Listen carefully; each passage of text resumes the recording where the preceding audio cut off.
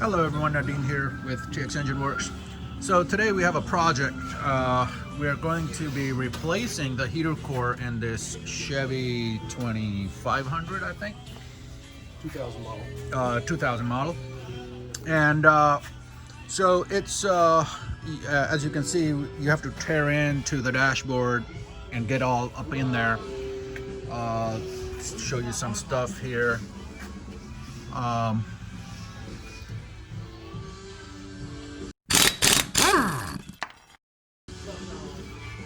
And show you,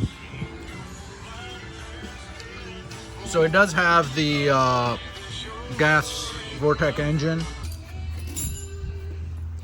Might as well tighten this one while I'm here.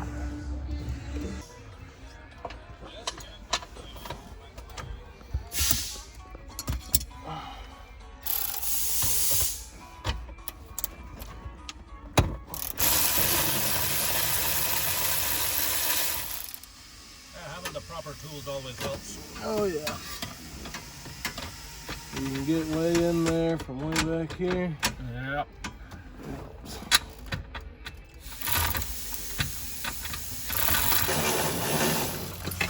This is the steering column.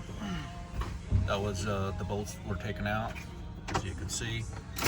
So one right there and one on this side down here. So over there and down here, 2 bolts, and the whole thing just comes out.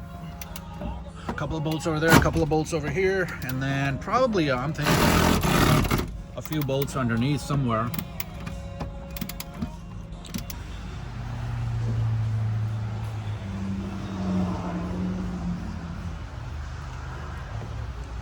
I believe that's where the connection was. Those 2 little things, one in, one out. Runs the coolant in there and then out. Was that where the coolant pipes go? Yeah. Yeah. There. So It one goes in, bypassed. one goes out. Oh yeah. So you can see how right here they connected it together. So they just bypassed that guy right there. So it's going just straight instead of going into the heater core and then back out.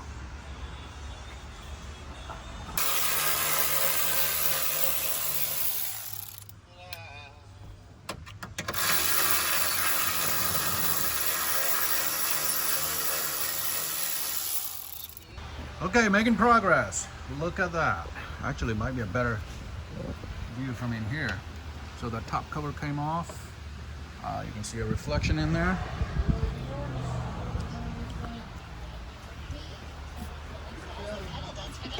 And there we go.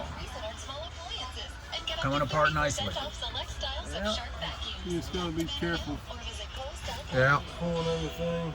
We don't want to pull any wires. Wires, brake plastic. Especially in these older trucks, the wires, the connectors get brittle. So there's a little stress. They might not hold very good. But yeah. So it's coming apart, and yeah, over time you'll see debris like that in there, which will empty out and clean out.